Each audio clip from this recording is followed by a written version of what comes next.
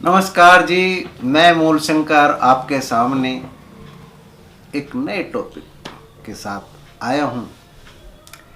जैसा कि मेरे चैनल का नाम है मोनी बाबा अध्यात्म, वो बेसिकली यही है कि निस्वार्थ जो फैसले होते हैं वो बाबा ही करते हैं, उनका कोई निजी स्वार्थ नहीं होता।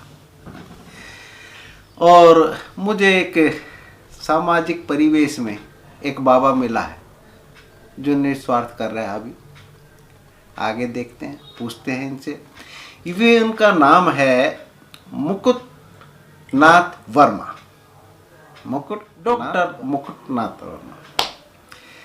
ये इनसे परिचय पाकर मुझे अति प्रसन्नता हुई और भी बहुत कुछ जाना, तो मैंने सोचा कि क्यों ना मैं अपने चैनल पे इनको इंट्रोड्यूस कराऊं। कारण कि जो ये काम कर रहे हैं वो साधारण काम नहीं है, असाधारण है। एक आपने मीडिया में पीछे देखा होगा, बहुत नाम उछला था और बहुत ज़्यादा उसका प्रचार था। आईपीएस ऑफिसर का भगोड़ा घोषित करके उस पे इनाम रखा गया। पहले थोड़ा रखा गया, फिर बढ़ा दिया गया, फिर और बढ़ा दिया गया, और फिर उनकी संपत्ति को भी कुर्क करने का आदेश भी जारी कर दिया गया। उसके पीछे यही डॉक्टर साहब, डॉक्टर मुकुटनाथ वर्मा उनके वकील रहे और ये कार्रवाई कर रहे थे। उनकी रंजिश में आके लोगों ने क्या किया, कैसे किया, ये इसका खुलासा आप देख पाएंगे। तो मैं उनसे आप लोगों को मिलवाता हूँ, क्योंकि मैं इनको बाबा इसलिए कह रहा हूँ कि आज के समाज में, आज के परिवेश में निस्वार्थ भाव से कोई कार्य नहीं करते। यहाँ तक कि बाबा भी निस्वार्थ नहीं करते। मैं इनको बाबा इसलिए बोलता हूँ कि इन्होंने निस्वार्थ किया, इनका ज़्यादा स्वार्थ नहीं रहा। क्योंकि निस्वार्थ इसलिए अभी तक इनको वो देखा मैंने, बिना वकील का खासकर जो जॉब है वो ऐसा रहा है कि बिना पैसे के तो वकील अपनी कलम और जुबान नहीं चलाता, किसी को कोई सलाह नहीं देता। और इन्होंने जुबान ही नहीं, कलम ही नहीं, अपने टैग को, जो उनका ला का ये होता है, टाई टैग होता है, वो भी उतार कर साइड में रख दिया और उनके साथ खड़े हो गए एक आईपीएस अधिकारी जो गरीब परिवार, और उस लड़ाई में खुद अपने आप को, अपने लाइफ को दांव पर लगा दिया। तो मैं जानना चाहता हूं कि कहीं इनका निजी स्वार्थ क्या रहा, आप लोग भी जानें, पूछें। और मैं मिलवाता हूं आपको उन महात्मा जी से, उन बाबा जी से यानी मुकुटनाथ वर्मा, जो अधिवक्ता और वकील रहे हैं सुप्रीम कोर्ट दिल्ली के। और उन्होंने अपने हाथ में ये केस ले रखा है, हैंडल कर रहे हैं, कैसे कैसे कर रहे हैं, इनसे जानते हैं, मिलते हैं। आप सभी दर्शकों को मेरा नमस्कार। मैं डॉक्टर मुकुटनाथ वर्मा पेशे से अधिवक्ता हूं। आज आपके चैनल के माध्यम से श्री मणिलाल पाटीदार आईपीएस पूर्व पुलिस अधीक्षक महोबा के बारे में बताना चाहूँगा कि उत्तर प्रदेश के उच्च अधिकारियों तथा खनन माफियाओं की सांठगांठ से श्री मणिलाल पाटीदार के ऊपर 2 फर्जी मुकदमे दर्ज किए गए। एक कोतवाली पुलिस स्टेशन कोतवाली शहर तथा दूसरा कबरई पुलिस स्टेशन। उत्तर प्रदेश शासन ने श्री विजय सिंह मीना की अध्यक्षता में एसआईटी जांच गठित किया, जिसमें श्री मणिलाल पाटीदार ने मुझे दिनांक 21/9/2020 को अपना लीगल रिप्रेजेंटेटिव अधिवक्ता के रूप में मनोनीत किया, क्योंकि उस समय उनके फादर को, और वो भी कोरोना की चपेट में थे। दिनांक 22/9/2020 को मैं एसआईटी समक्ष महोबा के समक्ष उपस्थित हुआ और पाटीदार का पक्ष रखने के लिए 13 डॉक्यूमेंट की मांग किया, परंतु एसआईटी ने मुझे सिर्फ 2 डॉक्यूमेंट प्रोवाइड किया, बाकी शेष डॉक्यूमेंट अभी तक नहीं दिया गया। इसके बाद जब मेरा क्लाइंट श्री मणिलाल पाटीदार मुझसे मिलने मेरा बकाया फीस के साथ दिनांक 27/11/2020 को अपने और महत्वपूर्ण कागजात के साथ आ रहे थे, तो उनका उत्तर प्रदेश पुलिस द्वारा उत्तर प्रदेश के उच्च अधिकारियों की सांठ-गांठ पर, उत्तर प्रदेश शासन के इशारे पर उनका अपहरण कर लिया गया और उनको अवैध निरुद्धीकरण में रख लिया गया, जिसकी सूचना मैंने भारत के तत्कालीन मुख्य न्यायाधीश श्री एस.ए. बोबड़े, अध्यक्ष राष्ट्रीय मानवाधिकार आयोग नई दिल्ली, महामहिम राज्यपाल उत्तर प्रदेश आदि को दी तथा 22/12/2020 को थाना हजरतगंज कोतवाली में नामजद मैंने अपहरण करने वाले और साजिश रचने वाले जनों के विरुद्ध कानूनी कार्रवाई की मांग की, परंतु आज तक बहुत कोशिशों करने के बावजूद भी उनके विरुद्ध मुकदमा पंजीकृत नहीं हुआ। फलस्वरूप दिनांक 15/4/21 को 2 अज्ञात व्यक्तियों द्वारा मुझे 12 खंबा रोड नई दिल्ली में 5 लाख रुपए का ऑफर किया गया कि आप इस टोकन मनी को रख लीजिए और मणिलाल की पैरवी बंद करिए और उच्च अधिकारियों के ऊपर किसी प्रकार का एलिगेशन मत लगाइए। जब मैं उस 2 अज्ञात जनों को उनका नाम और पता पूछा तो मेरे साथ उन्होंने एब्यूसिव बिहेवियर किया और मुझे जान से मारने की धमकी दी, जिसका मैंने पुलिस स्टेशन 12 खंबा रोड पर FIR पंजीकृत कराया है। और दिनांक 23/4/2021 को मैंने अपने क्लाइंट की रक्षा के लिए हाईबियस कार्पस माननीय सर्वोच्च न्यायालय में दायर किया। फलस्वरूप माननीय सर्वोच्च न्यायालय ने सुझाव दिया कि आप आर्टिकल 32 में न आकर के आप 226 में हाई कोर्ट जाइए। और फलस्वरूप मैं इलाहाबाद हाई कोर्ट माननीय सर्वोच्च न्यायालय के निर्देश पर गया। माननीय इलाहाबाद हाई कोर्ट ने विषय को संज्ञान में लेते हुए, गंभीरता को लेते हुए विपक्षी गणों को नोटिस इशू किया, जिसमें विपक्षी गण काफ़ी आक्रोशित एवं प्रतिशोध की भावना से मेरे victim client mister Manilal Patidar के ऊपर 1 लाख का फर्जी इनाम रख दिया और उनकी संपत्ति को बेईमानी पूर्वक लेने के लिए माननीय न्यायालय को धोखे में रख करके 83 की कार्रवाई एग्जीक्यूट करा दिया। फलस्वरूप इनके अपराध की इन अधिकारियों के अपराध की सूचना कर्नलगंज प्रयागराज थाने में मैंने दी और कार्रवाई का निवेदन किया तथा दिनांक 19/7/21 को मैंने इलाहाबाद हाई कोर्ट में दूसरा रिट पिटीशन मैंडमस फाइल किया, जिसमें इस निवेदन के साथ कि मुझे दोनों FIR की कॉपी दिलाई जाए और उसकी CBI इंक्वायरी कराई जाए, मेरी सुरक्षा कराई जाए और मेरे क्लाइंट से श्री मणिलाल पाटीदार से मेरी मुलाकात कराई जाए, ताकि अपने बकाये धनराशि को ले सके और उनसे आगे का इंस्ट्रक्शन ले सके।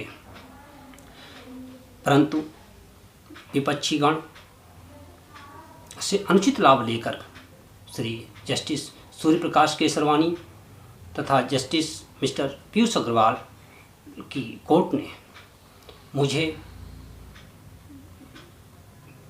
पिटीशन को वापस करने के लिए धमकाया और कहा कि आपके ऊपर अगर पिटीशन वापस नहीं लेंगे तो आपके ऊपर कंटेम्प्ट ऑफ कोर्ट चलाऊंगा और 5 लाख रुपए का जुर्माना लगाऊंगा और दिल्ली बार काउंसिल को लिखूंगा कि आपके खिलाफ एक्शन लिया जाए।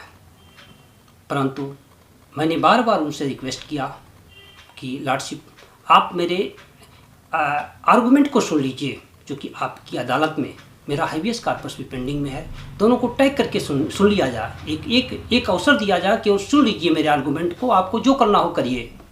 ये माननीय न्यायालय का अपना डिसीजन है कि जो, लेकिन आप मेरे आर्गूमेंट को सुन लीजिए दोनों को टैग करके। लेकिन वो बिल्कुल बिना सुने मेरे ऊपर जबरन उन्होंने अनाउंस किया कि आपके ऊपर आपको 5 लाख देने होंगे और आपके ऊपर दिल्ली बार काउंसिल कार्रवाई करेगी। और इसके बाद उनके इस भ्रष्टापूर्वक आचरण को मैंने इलाहाबाद हाई कोर्ट के चीफ जस्टिस, भारत के मुख्य न्यायाधीश, राष्ट्रपति, लॉ मिनिस्टर आदि को सूचना दी। इसके बाद 30/11/2021 को मैंने इनके अपराध की सूचना तिलक मार्ग थाने में नई दिल्ली में दी, परंतु इनके द्वारा अनुचित प्रभाव दिए जाने के कारण इन भ्रष्ट जजों के ऊपर कोई कार्रवाई अभी तक नहीं हो रही है। ऐसा जानबूझ करके इसको इग्नोर किया जा रहा है।